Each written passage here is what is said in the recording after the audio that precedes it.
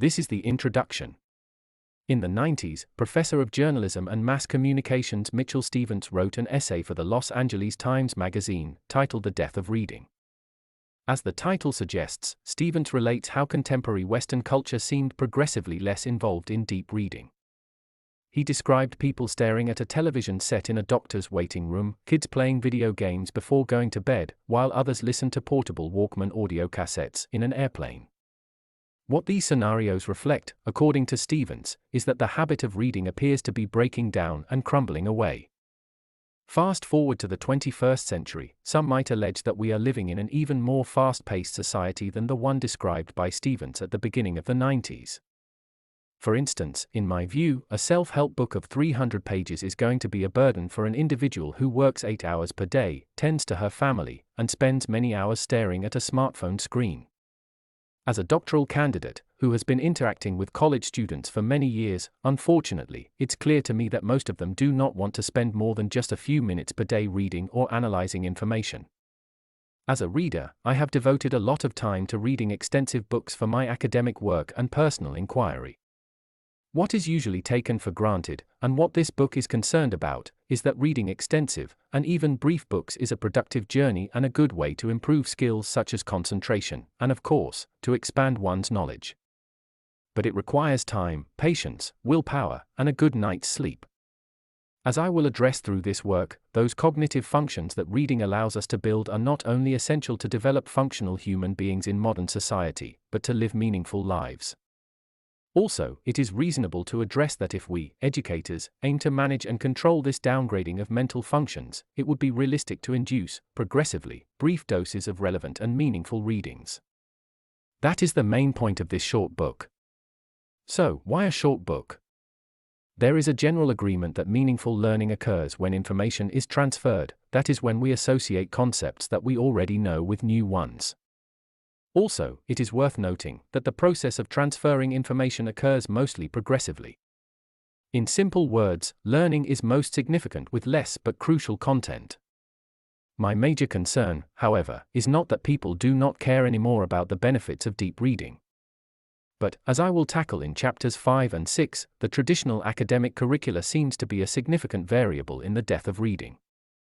As Stevens points out, I quote, "If education still stimulated the desire to read, all the statistics on reading would be shooting up. That they are not, may say something about the quality of our educational system and about the interests of the students it now attracts." End of quote. Nevertheless, those readings that Stevens entails also must be pertinent and relevant to students' circumstances. Ralph Tyler, a fundamental scholar in the curriculum and learning field, mentioned that academic content should be related to students' specific necessities and circumstances.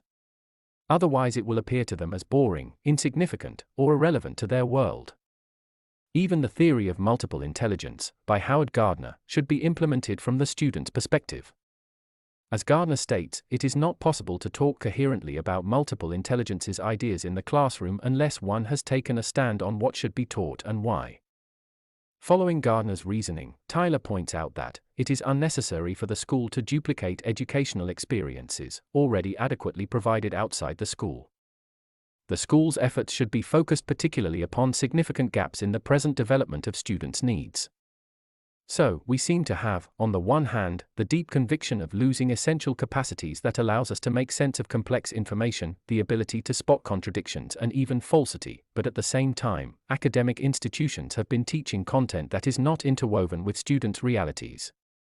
As a result, it can be asserted that our unsynchronized educational system seems not to induce the curiosity and the appetite that are indispensable for continuous learning. This book is a starting point to spark that appetite for indefinite learning. What is the shortcut generation? The middle of the 20th century is considered as the information age or the digital age. Millennials, born between 1982 and 1991, are generally considered as digital natives. Born around the time the PC was introduced, 20% began using computers between the ages of 5 and 8. However, according to Mayan Wolf, digital device usage is higher among contemporary children. For that reason, it is worth noting that what I coined here as the shortcut generation is not exclusively for millennials, but the behaviors of contemporary fast-paced society. But the most significant point to mention here is that technology innovations tend to be related to social changes. As a Blinger illustrate, the technology and media used by children during their formative years do have an influence on how they learn. In simple words, technology does influence the way we think, behave, and perceive the world. Of course, this does not imply that all technologies are detrimental to society and the environment. As Steven Pinker formulated in his book The Blank Slate, education is a technology that tries to make up for what the human mind is innately bad at. Without education and many other technologies, life would be harsher and hostile. But, as I will discuss in detail further, authors such as Jeremy Rifkin and Juliet Score mentioned how the computer gradually influenced human conceptions and abstractions such as time. Computers have become progressively faster, and once people become acclimated to the speed of the computer, normal human intercourse becomes laborious. Programmers get irritable and impatient. Children complain that their teachers talk too slowly, and so on. The Shotcut Generation has become more demanding in almost everything they demand. For example, let's say that a movie seems boring in the first 10 minutes. No problem, there are thousands of options available online. Nowadays, you won't get bored of listening to the same records over and over again. Thanks to streaming services, we have access to discographies, albums, and singles anytime, everywhere with an internet connection. But listening carefully to an entire album, all the way through, without skipping a track, is now unfashionable, and for many, mental torture. Moreover, the issue is not that now we have plenty of options and tools that were unavailable decades ago. The real issue is that in most cases we are not aware of how we use those tools. Social media platforms are designed upon behaviorist strategies, and as Lanny points out, an unfortunate fact is that you can train someone using behaviorist techniques, and the person doesn't even know it. When we are conditioned to decide and behave under those conditions, it is reasonable to argue that, evidently, we are losing our free will. As Sidney Harris brilliantly exposed, the real danger is not that computers will begin to think like men, but that men will begin to think like computers. Conversely, deep reading, stillness, and solitude are essential activities that allow us to lift the veil and enjoy the peaceful underworld that is beneath our fast-paced world. Okay, so, what makes this book worth reading? Few would venture the opinion that it is always healthy to improve something in life, whether it is a skill, a habit, a relationship, a mindset, etc. As I already established, the main objective of this book is to be practical and relevant to an interdisciplinary audience, but also to be punchy and easy to read. The book is divided into 3 brief segments. Each segment aims at different issues. Part 1 issue about being aware of simple moments that are often taken for granted to the distracted mind. It also instills the reader to challenge the traditional view of education and work. Part 2, and finally, but not least, how to re-evaluate our existence by reflecting upon our mortality. Part 3. Distraction has become the habitual state of mind in the modern world. Decluttering our minds by solitude and stillness are ideas that seem not to be that significant to contemporary Western culture. However, research by Horwitz has shown that fast-paced societies have a higher incidence of psychological distress. Nearly 40,000 people in the United States alone experience an anxiety disorder. So, there are many reasons to reconsider why we must slow down and reflect on the consequences of stressful lifestyles. In an age when it is unfashionable to sit down in a quiet room, to closely read a physical book, or to appreciate the stillness of nature, the research discussed in this short book proposes that time to appreciate simple but meaningful moments is crucial for personal fulfillment. This provocative short book is a reminder of the usefulness of refreshing and sharpening our awareness by reading short but meaningful ideas and facts. Perhaps the most important thing to stress in this introduction is that when we expand our perception by brief doses of deep reading, it also allows us to appreciate simple but meaningful moments that we habitually take for granted in fast-paced society. The ideas presented in this book are based on interdisciplinary authors, from Stoic philosophers such as Seneca to the theoretical physicist Albert Einstein. Even though this work is based on academic sources, here I address a different flavor, so feel free to choose any chapter deliberately. However, reading it from the beginning will give the reader a better insight. We are the creators of our moments which eventually determine our human conditions, but it is not until we take a breath and look inward, face our mortality, and observe nature, that we begin to create those moments. Don't let those moments begin too late in life. Chapter 1. The Shotcut Generation and the City of Anxiety.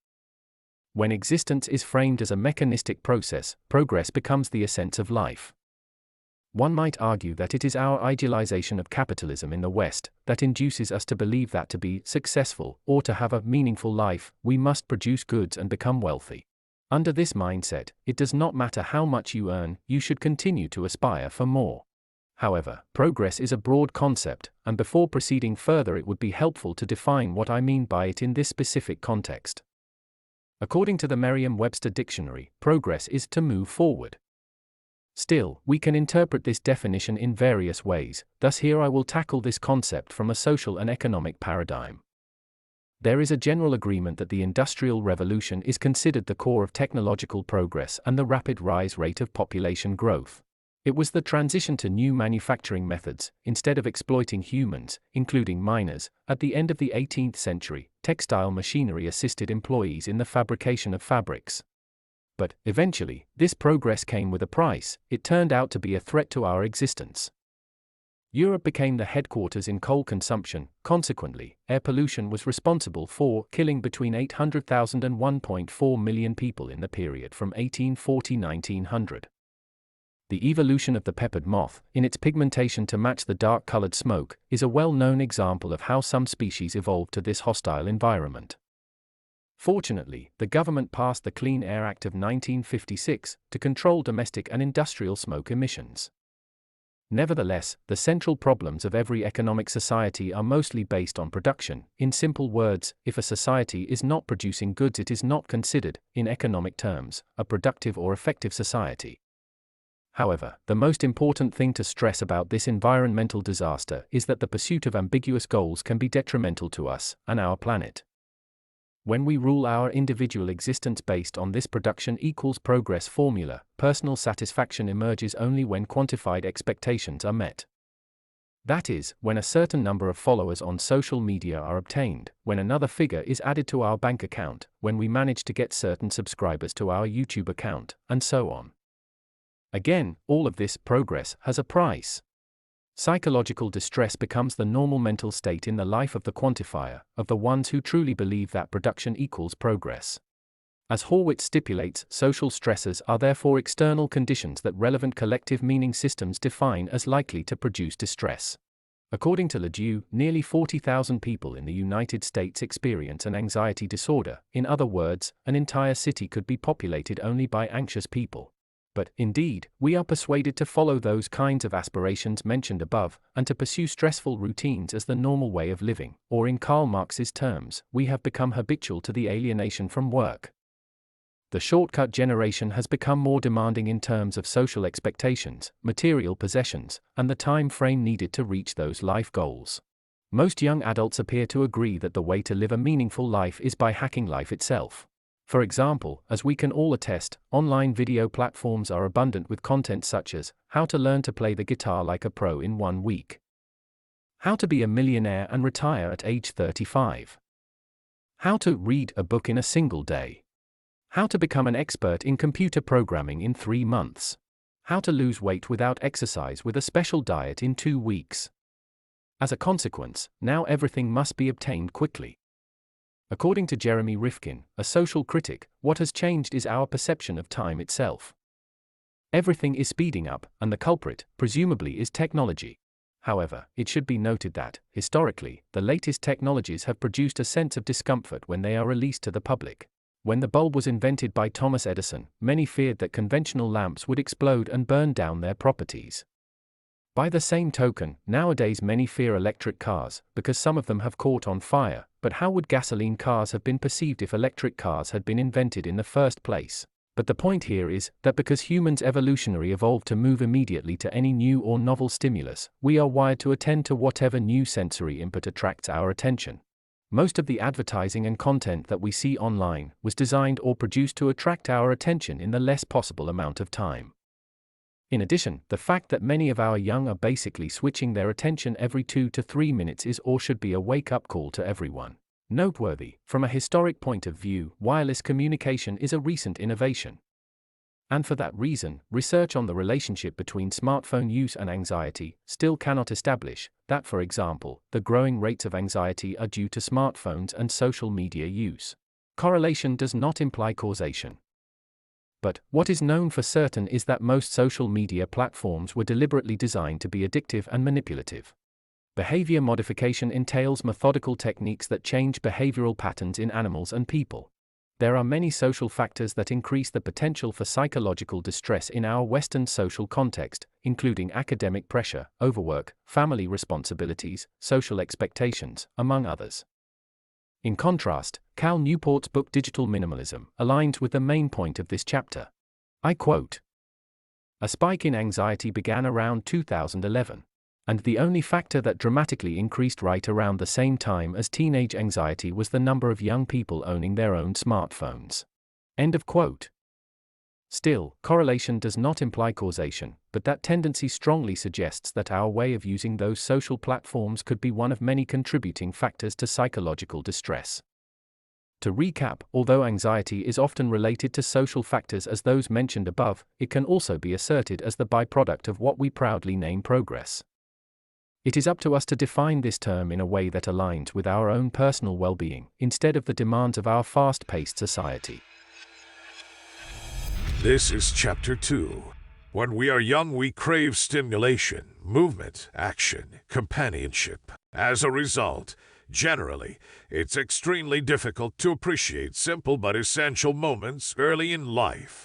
In fact, from a strictly evolutionary standpoint, it was useful to behave that way thousands of years ago. Our ancestors could preserve their genes by appreciating an open landscape or by carefully listening to the sound of a river.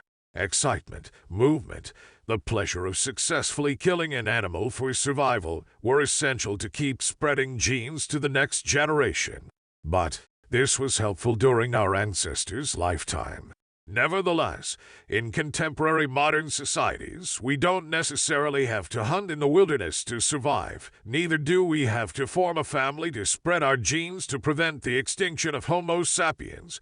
There are already a lot of humans, 7.8 billion in 2019. However, even though we live in a different environment, with Wi-Fi, stoves, plumbing, and supermarkets, our brain is still wired for the Stone Age era. For that reason, stillness, awareness, solitude are significant but difficult aptitudes to appreciate and incorporate within the fast-paced society. Nevertheless, as we grow older, we tend to slow down. The frontal lobe, the part of the human brain that allows us to plan for the future and regulate emotions, is the latest to mature. It does not fully develop until the third decade of life. Eventually, constant stimulation became less important in life. This book is about that slowness that sharpens attention, about that solitude that restores our minds, that essence of life that emerges later in life.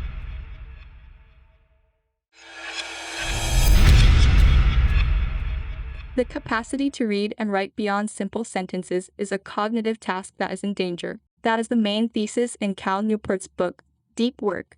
I believe that being at ease in a silent room is torture for many of us. But those who do enjoy the silence and demand it have an advantage in our distracted world, according to Cal Newport.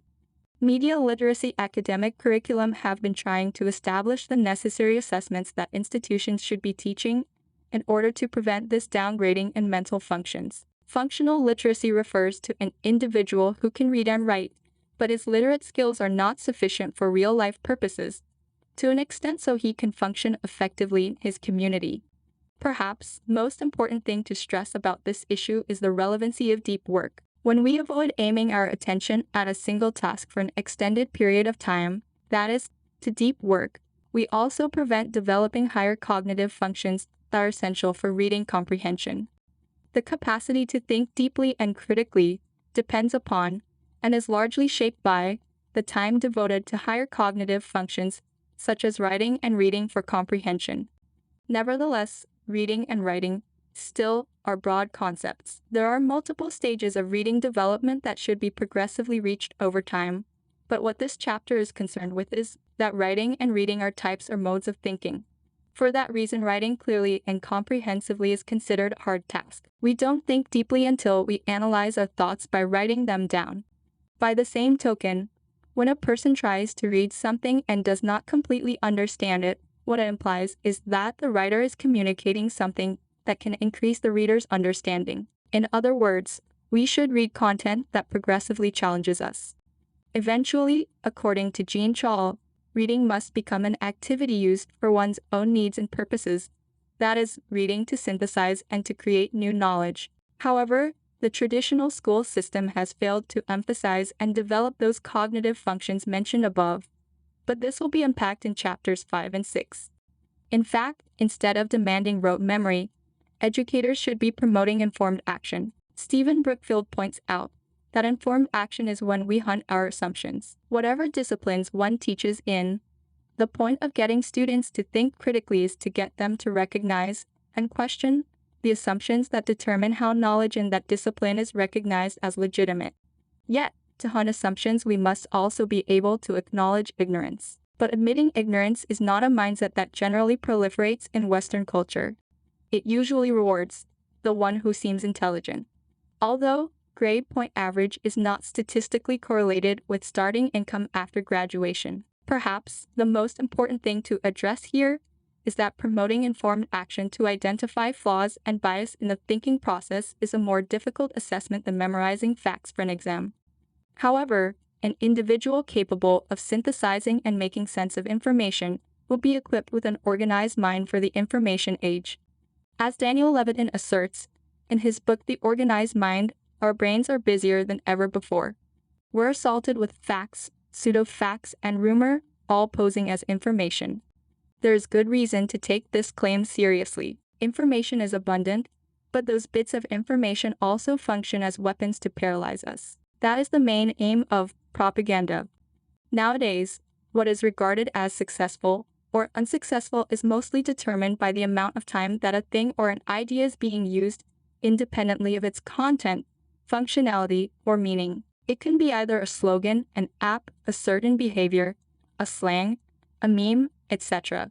As Noam Chomsky neatly stated in his book, Media Control, that is the whole point of good propaganda. You want to create a slogan that nobody's going to be against, and everybody's going to be for. Nobody knows what it means, because it doesn't mean anything, but it is useful for the big boss, that is, corporations, governments, educational policymakers, and so on. So, propaganda is a highly valuable strategy to deprive critical thinking. As Noam Chomsky wrote, quote, whilst the rest of the population ought to be sitting alone in front of the TV and having drilled into their heads the message which says, the only value in life is to have more commodities, end of quote. Replace the word TV with smartphones, and Noam Chomsky's statement represents what is happening now in the 21st century. That is, to prevent silence. There appears to be a growing emphasis to avoid silence and solitude. There seems to be a general agreement on social media platforms that we should be successful. For example, purchase this online course, become an entrepreneur, become rich, etc. But they won't tell you that success is an individual goal. You individually can determine what is and what is not success in your life. However, when you slow down, you eventually begin to reflect and to think on your own. As Ryan Holiday argues in his book, titled Stillness is the Key, it's why intelligence operatives flood the enemy with propaganda so they'll lose the scent of the truth. It's not a coincidence that the goal of these tactics is casually referred to as analysis paralysis. Algorithms paralyze us with information overload. We stare at our phones, scrolling for more information, images, videos, but we cannot make sense of it, we just lust for more. So, how can we fight this with education? It can be confidently asserted that the next 50 years are going to be so different that we will look back and see our physical photo albums as an Easter Island moe. Recently, a professor sent me an article about what seems to be a revolutionary algorithm. It is called Generative Pre-trained Transformer, also known as GPT-3. In simple words, it is an algorithm capable of retrieving a huge amount of data from the internet and producing human-like text. According to Millier, interacting with GPT-3 is a surreal experience. It often feels like one is talking to a human with beliefs and desires. So as you might guess, in the future, it will be difficult to separate what is written by a human being and what by a computer. Thus, its capability could also be used for malevolent purposes. Millier suggests the possibility of a post-truth era. This technology is so accurate in producing human text that there is no doubt that it will be difficult to recognize which news is created by a human journalist and those from deep learning software. In other words, fake news would be harder to recognize. Now, how can we cope with these incoming changes? By insisting on students to memorize the names of lakes and rivers, in my view, does not seem to help that much. Just because we can read and write shallow messages on social media does not imply that we are literate for a fast-paced society, and just because we can read fake news by an algorithm does not mean that we are informed. Slow down. Think. Follow the silence, not media. Chapter 4. Training versus Education. The purpose of this chapter is to lay down one set of common assumptions that underlie the educational curriculum field. These assumptions are based on the main objectives that education is assumed to tackle. However, there appears to be a growing emphasis on the discussion that educational curriculum are not interwoven with the contemporary social demands. That is, are we preparing students for the future? Or are we preparing the growing generation for 1991? Fortunately, scholars such as Heidi Hayes, Henry Giroux, Michael Apple, have been debating this matter. The authors mentioned above argued that if we are planning to form functional members for a democratic society, a new essential curriculum must be established. Nevertheless, it is a usual misconception to consider that the real purpose of education is to only teach a specific set of skills for a certain career or job position. Here I articulate that the essence of education is to develop integral human beings. But, to compress this broad concept into a comprehensive statement would be helpful to discuss specific background details that established this claim. As a starting point, it is helpful to begin addressing our nature as social animals. We, humans, are social animals. Through written and spoken language we share stories to pass on wisdom. Often those stories are not real or accurate at all, but history tells us that most of us, humans, including in modern societies, seem not to bother once those stories have been established. Since the genesis of humankind, filling the gap with speculations has been the usual method to mitigate ignorance.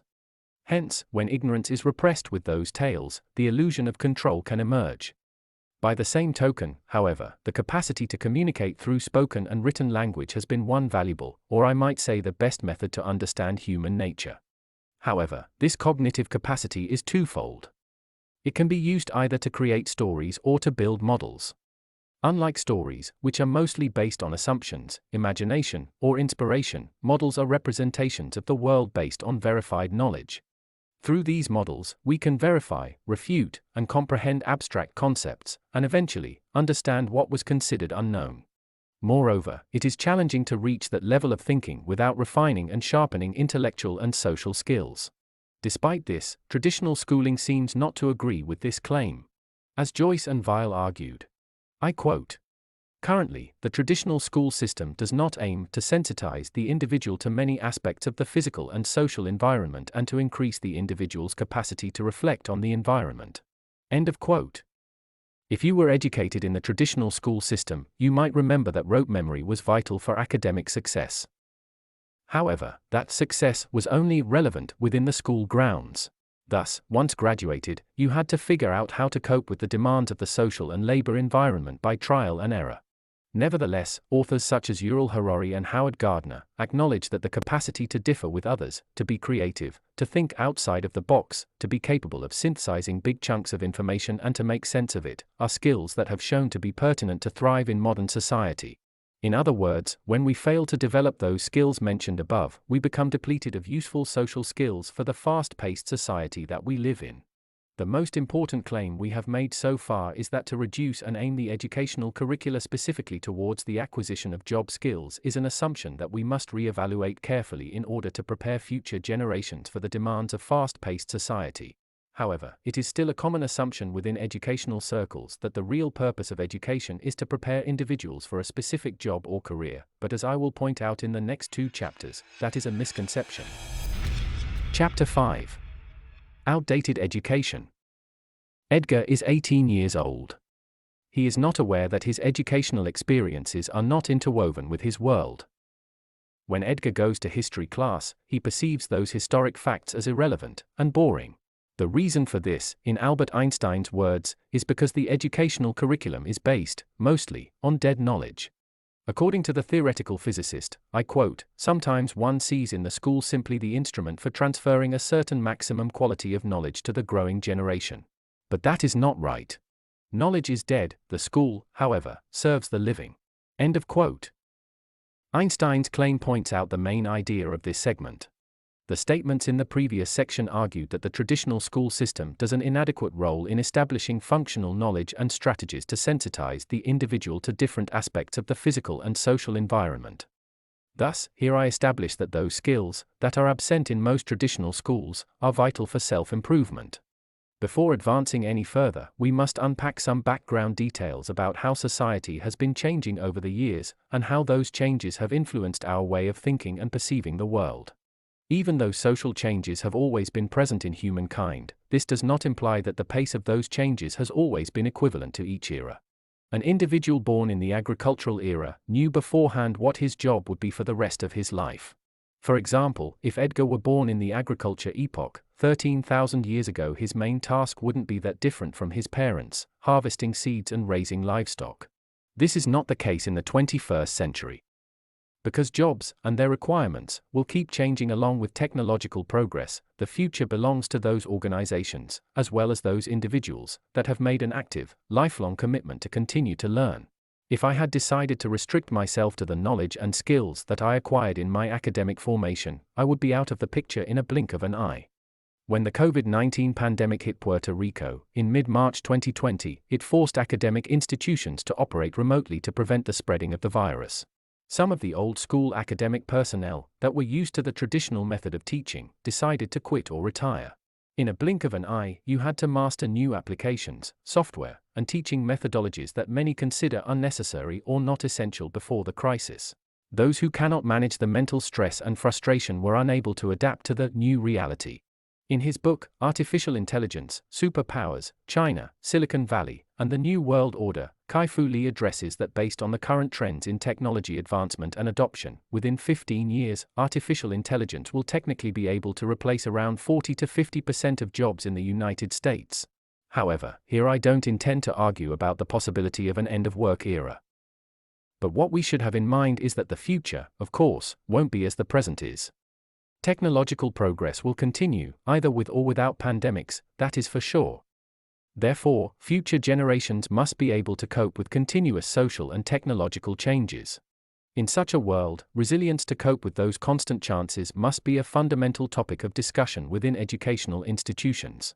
Yuval Harari proposed that people need the ability to make sense of information, to tell the difference between what is important and what is unimportant, and above all, to combine many bits of information into a broad picture of the world. It is hard to maintain that contemporary post-secondary educational curriculums are interwoven with those statements mentioned above. Despite substantial evidence, it should be noted that most academic institutions continue to follow outdated curriculums. Fortunately, educators such as Hayes have been writing about this matter. The author argued that if we are planning to form functional members for a democratic society, a new essential curriculum must be established. Are we preparing students for the future? Or are we preparing the growing generation for 1999? In the next chapter, I will tackle this matter in more detail. Chapter 6. Unschooling. As I remarked in the previous chapter, it is a usual misconception to consider that the real purpose of education is to teach a specific set of skills for a certain career or job position. Here I articulate that the essence of education is to develop integral human beings. But, to compress this broad concept into a comprehensive statement would be helpful to briefly stress some background details. The statement that we crave for tales and stories was not mentioned incidentally. In the earliest days of America, the Bible was the curriculum for teaching its stories and to elicit a good, moral life. Those who were considered educated were perceived to be the ones who attained a state of grace, and those who were unlearned were damned to be tormented by hellfire.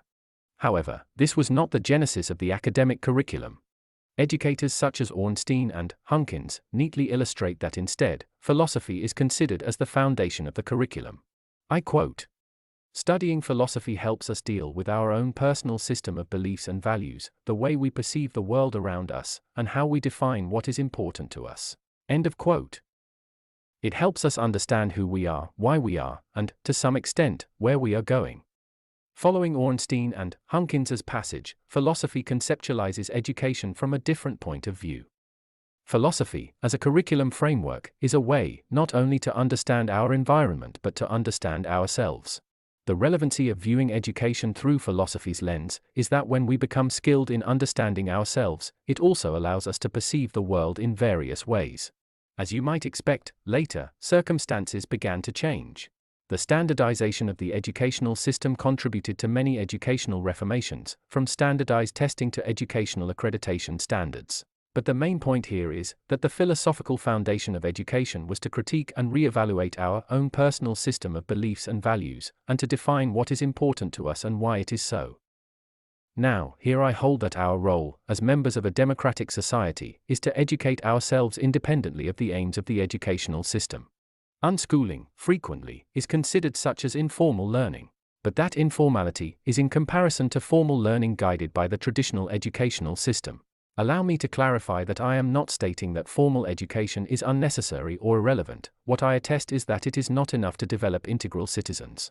Formal schooling at its best tends to provide only complex information. It offers few experiences that help the growth of emotions, character, sensitivity, and often does a poor job of integrating even the knowledge it does provide. Eclecticism is often considered a flaw or a threat within academic circles, even though the papal basilica of St. Peter, in the Vatican, was built by painters, such as Michelangelo. Another example of eclecticism is the astronomical contribution of the German, William Herschel. Herschel earned a living as a musician, but he became interested in astronomy at age 34. Along with his sister, they built a telescope to survey the night sky. Herschel discovered the planet Uranus, the binary nature of many double stars, the seasonal variation of Mars's popular caps, and the moons of Uranus and Saturn. However, it may be our idealization of specialization that prevents us to expand our knowledge and abilities. Even our best innovations can be used to prevent us to understand ourselves. As stated before, language is twofold. It can be used either to create stories or to build models that assist us to understand the natural world. But language, also, can prevent communication. Following John Ralston Saul's reasoning, I quote, "If an engineer who builds a bridge doesn't want interference from outside his domain, and a nuclear engineer feels the same about his responsibilities, then neither is likely to question the other's judgment." End of quote. In simple words, don't want anyone to differ from you? Easy. Communicate using mainly specialized terms. It is counterintuitive because most classical philosophers used to write in a non-specialized language. For example, The Discourse on Method, by Descartes, is a magnificent work that I have been rereading since I was an undergraduate. However, nowadays, specialization has become the norm in educational fields. The so-called experts in philosophy write in such a specialized language that even those majoring in philosophy struggle to comprehend the main ideas from their textbooks. Despite all accomplishments of an educator, if he is an expert in X discipline, he should be able to communicate the major implications of X in a manageable but accurate language. As Einstein stated, everything should be as simple as possible but not simpler. For instance, the use of specialized terms is vital in politics. In their book, Your Brain's Politics, How the Science of the Mind Explains the Political Divide, George Lakoff and Elizabeth Whaling exposed how specific metaphors are employed depending on the candidate's party. Neither conservatives nor liberal politicians employ the same metaphors to obtain votes. To recap, interdisciplinary education or unschooling does not imply that you become an expert in every field that you inquire about. Of course, that is practically impossible, but to be aware and well informed of the main implications that tackle those fields. When we inform ourselves about different branches of knowledge, we do not only breed empathy, extend our perspective, and nourish our language, but it forces us to challenge our ideologies, our stories. Chapter 7. Time is Money. The Fallacy. In 1908, Arnold Bennett published a book, which is now considered a classic, titled, How to Live on 24 Hours a Day. He was concerned about how people spent their waking hours, working, eating, reading the news, and then more work. At the end of the day, those souls were so overstressed and worn out from overworking, that they were barely capable of having a light dinner and getting some shallow sleep. And the loop was repeated indefinitely until illness or retirement eventually came. But, according to Bennett, the day must not conclude at the end of a work shift. If your ordinary day's work is thus exhausting, wrote Bennett, then the balance of your life is wrong and must be adjusted. On the other hand, for Bennett, personal time devoted to improving skills such as writing, deep reading, painting, playing a musical instrument, should be included as a separate day within the 24 hours day. That is, whether before or after the working hours, we should urge time for self-improvement. However, he stated that the old adage, time is money, in some way, prevents this from happening. Following Bennett's reasoning, Matt Haig intelligently exposed that we often forget that money is also luck. A lot of people who work very long hours have far less money than people who have never worked in their life. So, in some way, time equals money is a fallacy. By the same token, in her book The Overworked American, Juliet Score argued that many scholars speculated that by the end of the 20th century, most people were going to be working fewer hours. The reason for that speculation back then was based on the rapid progress of production due to the Industrial Revolution. But, as we can all attest, it was soon realized that these speculations were exaggerated and misleading. Indeed, contemporary industrial societies work even more. The counter-assumption on which the present argument is based is, why are we still working longer hours even when the modern workforce produces more than ever before? Generally, is because we continuously desire more. As cognitive psychologist Daniel Levitin wrote, based on stock-keeping units, those little barcodes on things we buy, it's been estimated that there are over 1 million products in the United States today. This fact strongly suggests that we continuously lust for more even in the face of abundance. Indeed, Score's argument provided proof that our brains deceive us most of the time. Satisfaction is temporary, and we won't stop craving for more after reaching a certain number. We humans assume that happiness will arrive after a job promotion. We assume that happiness will arrive after buying a brand new car. We also assume that happiness absolutely will arrive after finding the perfect match online. But we humans are mistaken most of the time. But being mistaken, in some way, is human nature. Levitin points out, memory is unreliable, but that is not the whole issue. It's not just that we remember things wrongly, but we don't even know we're remembering them wrongly.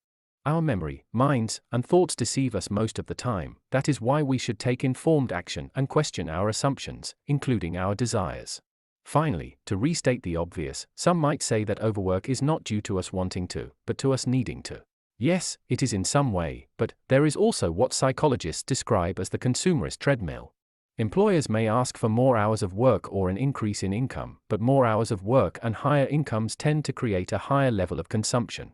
As Score mentioned in her book, people buy houses and go into debt, luxuries become necessities. Work and spend has become a powerful dynamic, keeping us from a relaxed and leisured way of life. As Epicurus said long ago, nothing is enough for the man, to whom enough is too little. To address Epicurus's statement in contemporary terms, if your desires are always beyond your income, you won't feel wealthy, no matter how much you earn. Despite the well-known adage, time is money, at the beginning of this chapter, I confidently asserted that it should be considered as a fallacy. Instead, here I propose. Be aware of your desires because your time is dependent upon, and largely shaped by, your desires. This is Chapter 8, Fake Grandiosity, an adult at play. Wanting is a lack of conformity. It is the absence of mental stillness. Those who are insecure about themselves often tend to express constant grandiosity, but the incessant desire to express the appearance of power, knowledge, wisdom, talent, success is a way to repress or mask a deep weakness, insecurity. Paradoxically, insecurity leads to the encouragement of the appearance of security. Nevertheless, fake grandiosity is the failure of observing and recognizing a deep hidden self, called ego. There is a gap between thinking and awareness, and those who fail to observe and recognize their ego follow, blindly, their unsatisfied desires and fantasies. Perhaps the most compelling aspect to stress about desires is that indeed, most desires are at the core irrational emotions, and that's why stillness requires that we sit down and dissect them. But when ego takes control, reality becomes blurry.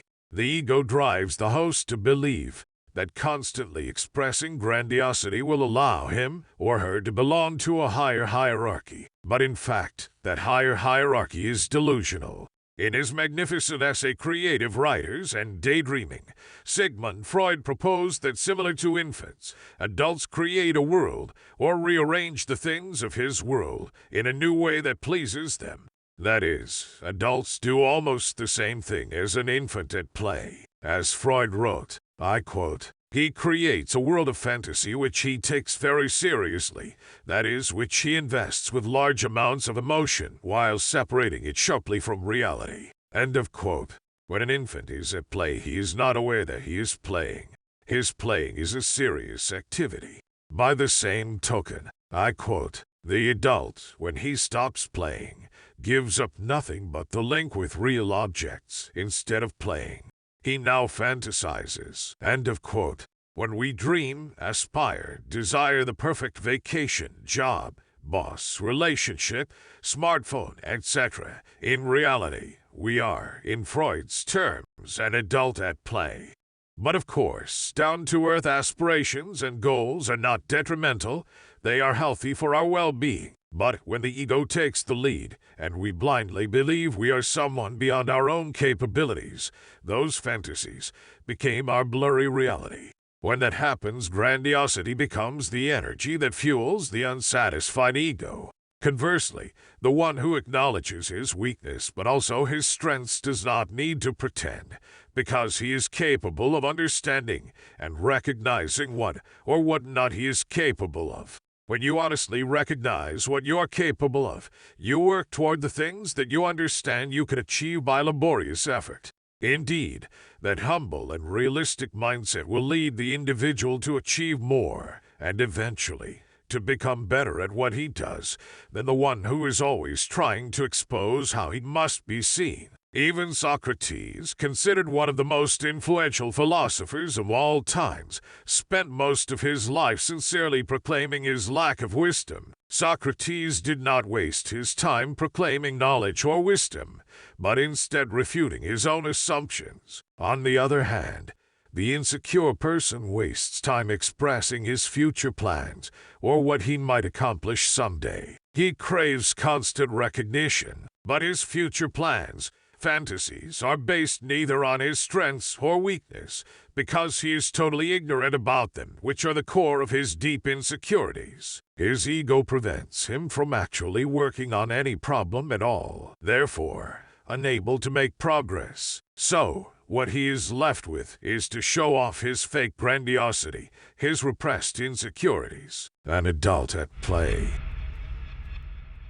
Chapter 9. Life as a container, when death is at sight. Eventually, death will arrive. Humans are fragile.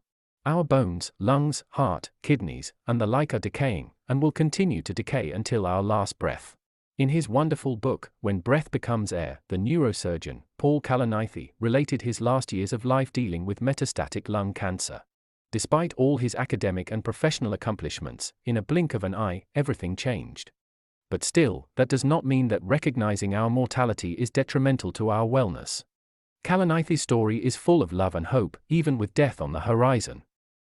His book teaches us the significance of being aware of how we are living now, in the present moment. He wrote, "The question is not simply whether to live or die, but what kind of life is worth living." There is good reason to take his argument seriously.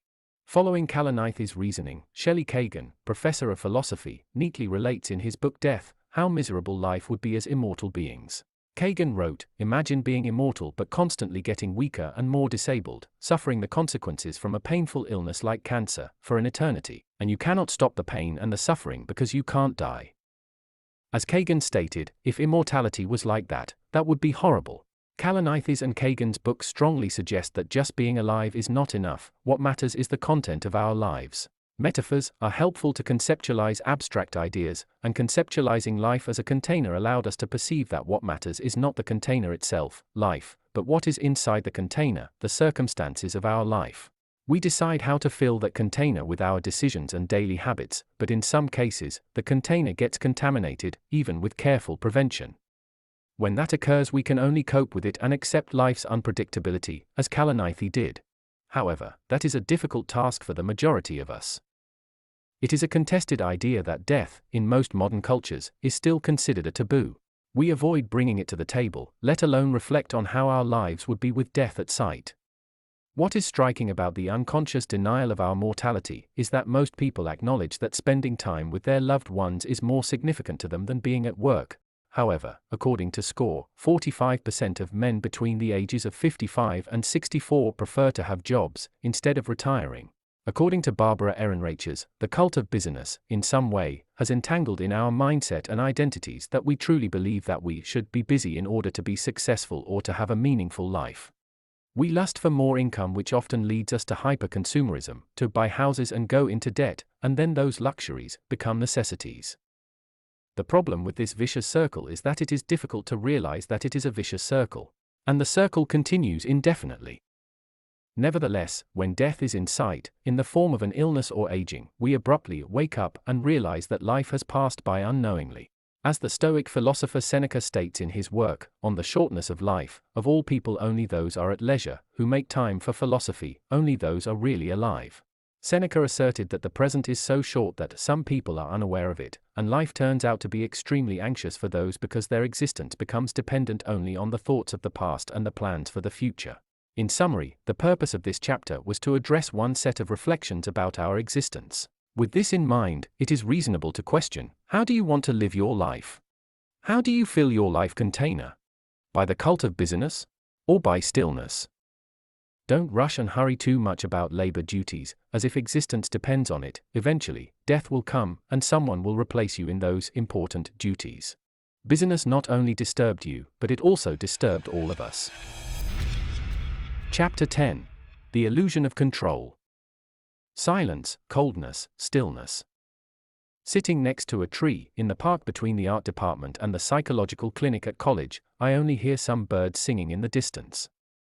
The subtle morning breeze drags withered leaves that no one has swept in the past 9 months. The gradual deterioration of the campus landscaping is evident due to the COVID-19 pandemic. But that deterioration is nothing more than the outcome of human absence. Deterioration is a social construct to describe what things look like when humans don't, or can't fight back, entropy. Entropy always ends up retrieving what humans have been trying to persevere at throughout time. Our bodies gradually age and decay, no matter what diet or daily exercise routines we decide to follow. Eventually, our job and position will be taken by another. Relationships usually begin with big expectations but often tend to decay or end. A brand new car will gradually fall apart in less than a decade. The plumbing of expensive mortgages will rust and leak. Everything that has been gained by effort and work must be sustained by employing even more energy, therefore, eventually, it will be taken away by nature's constant entropy. It is an illusion to believe that we can have total control of our lives and circumstances. Entropy will always get ahead. The outcome of believing in total control is mental stress, rumination, anxiety, psychic entropy. The rapid fluctuations in the value of market shares provides mental stress to investors at Wall Street. The unpredictable changes in mood in a fiancé provoke mental stress to the groom. However, humans have been trying to attain total control since the beginning. Thus, mythology, religions, the tarot and the horoscope are our best testimonies of the illusion of control. But entropy can be our mentor. While I stare at the tree branches, it is evident that nature is always changing. The subtle wind blows the dry branches in the upper crown, dragging them down to the soil. Only nature is capable of maintaining itself. Still, nature does not intentionally attempt to control itself, nature just flows along with the slow pace of entropy. Nature and entropy are intertwined.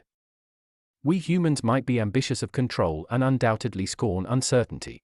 But when we recognize nature's unintentional consequences, we are able to intertwine with the pace of entropy. Even natural selection works that way.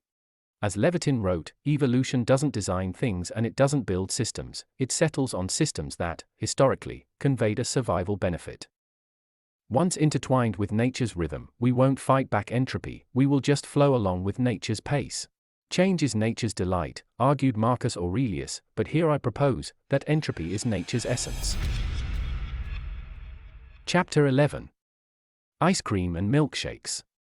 In a complex social world, in which we daily interact with dozens of humans, each one with unique personal traits, it is difficult to formulate a special equation to understand human behaviors.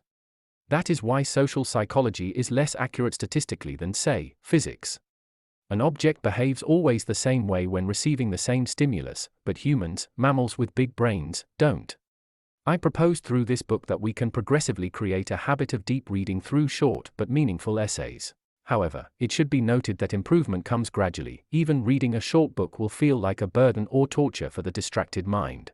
This will vary depending on the individual's mindset and willpower, but in this journey, I established that our westernized fast-paced society, in some way, makes this process even harder. It is a contested idea that a healthy habit, whether it is an exercise or a reading routine, demonstrates its benefits over the long term. Even though this book considered that technology appears to be a significant variable in human decisions, from a strictly evolutionary standpoint, humans evolved to be rewarded in short-term periods.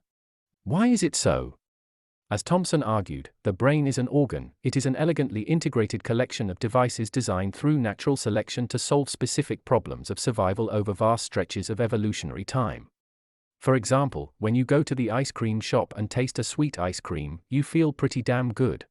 Indeed, you might think that it should be a good idea to have another ice cream next weekend. The reality is that our brain does not have a function to recognize and warn us that a scoop of ice cream every weekend is not a good idea for our health. It's the other way around. But that craving to eat more than we actually needed helped solve the problem of unpredictable food availability when our ancestors lived in Africa's hostile environment thousands of years ago. The human brain did not evolve in an epoch with ice cream shops. Nevertheless, our brain rewards us by doing things that do not require too much effort, but that provide us with energy. Yet, in our modern environment, we experience those rewards by the taste of sweet and savory meals like ice cream and milkshakes. However, just because we have the convenience of consuming huge portions of sugars whenever we want to, it does not mean it still has a survival advantage now, in the 21st century. Centuries ago we could die of starvation because of the lack of available resources. Unfortunately, this is still the case in many countries. So, whenever our ancestors had an opportunity to eat some sweet fruits, our brain was ready to reward us so to make sure we do it again next time. If some foods were available now, eating as much as possible was vital for survival. No one knew how long they would go without food. However, we are still wired to feel that biological imperative. When our ancestors were living in the savannah of Africa, there were no fast foods or ice cream shops on every corner. It was not even possible to gather most of the ingredients we have available now in our fridge. As Steven Pinker put it, before there was a sugar bowl, salt shaker, and butter dish on every table, and when lean years never far away, one could never get too much sweet, salty, and fatty food. However, in most cases we fail to recognize these ancestral mental bias. Evolutionary psychologists refer to this as a mismatch, meaning a lack of physical or mental preparation for modern times. Now, what does all of this have to do with improving life through reading short but meaningful essays? Well, what is remarkable about evolutionary psychology is that most of the time we are not aware of the mismatch. It is easier to drink a milkshake while watching movies, but it is way harder to give up that milkshake and to hit the gym, or to jog for 25 minutes. But which one has more benefits in your life over the long term? Obviously, the former will eventually make you overweight, and the latter more physically active and healthier. There is nothing wrong with eating ice cream, but it is harmful when it becomes a habit. One of the best pieces of advice I have ever read is from Jordan B. Peterson when he wrote, "The future is like the past. But there's a crucial difference.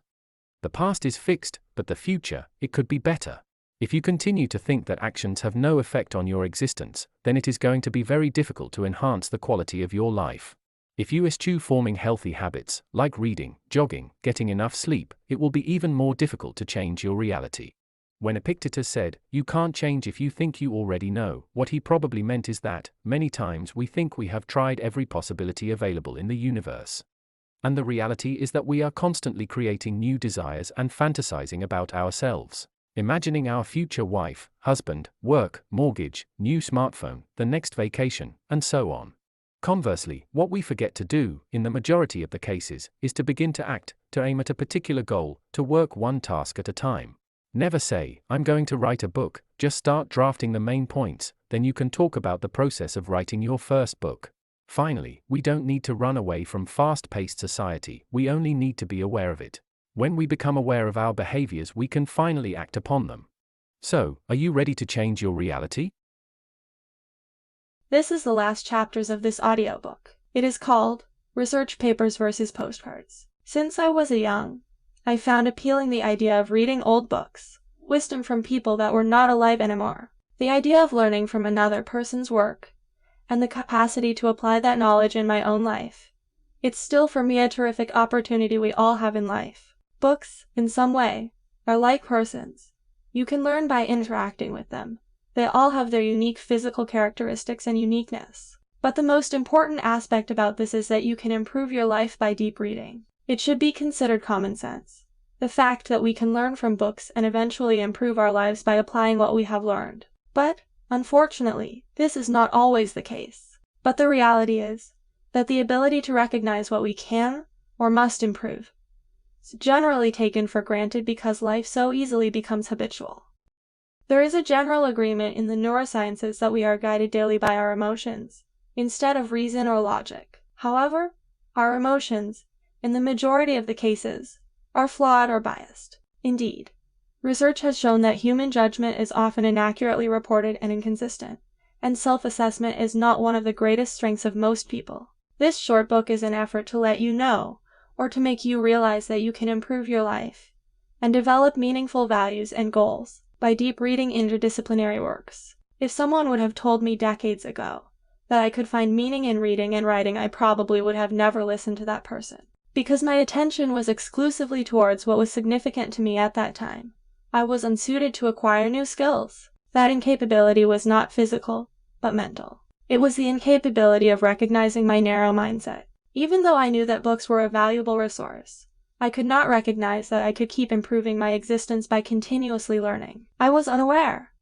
As Benjamin Barber, a political theorist, argued, I don't divide the world into the weak and the strong, or the successes and the failures. I divide the world into the learners and non-learners. All of us have the potential to develop a repertoire of skills over our lifespan, no matter what our age is, gender, ethnicity, or religion. In the introduction of this book, I pointed out that most individuals, in general, recognize the power and benefits of deep reading, but futile habits such as procrastination prevent them from developing those skills. One magnificent book you can spend your Sunday afternoon reading is The Evolving Self. In the book, the author explained, television viewing is universally reported as involving practically no challenges and requiring no skills. Don't get me wrong, some partial doses of procrastination are healthy for a productive life. But overcoming procrastination for productive activities is a challenge most of us face daily. However, spare time originally was meant to be used for the pursuit of higher things. As Ryan Holiday neatly explained, leisure historically meant simply freedom from work needed to survive. In other words, freedom for intellectual or creative pursuits. It was for learning and studying and the pursuit of higher things. But when modern civilizations began to require mental energy at work instead of physical, gradually, free time was used for more shallow activities. It would be incorrect to maintain that this book is against technological innovation. Instead, it fosters the awareness of how to employ technology. When postcards became mainstream at the end of the 19th century, many complained that it was considered a threat to formal writing. As David Levy presents in his book, Scrolling Forward, authors warned readers that postcards are utterly destructive of style and give absolutely no play to the emotions. There was barely enough room to say anything, and certainly no room for the wordy, formal openings and closing that a polite writer would be expected to use. But anyone knows today that postcards are a medium that allows us to express a different type of message than, for example, a research paper. Similarly, we can argue today about text messages and social media. Of course, there is a great distinction between both mediums. We don't write an academic essay the way a WhatsApp message is written, but academic institutions and future parents must ensure that the distinction is always clearly understood. However, now we live in an age where the reading we practice seems more and more to involve short bursts of shallow attendings. The main concern this book fosters is the acknowledgement that contemporary generations spend too much time involving short bursts of attention in these platforms, and as a consequence, it seems to prevent us from employing the attention required for deep reading. After all, it is up to us to balance the time we spend writing and reading today's postcards with the time used for deep reading. Attention is a valuable but limited resource.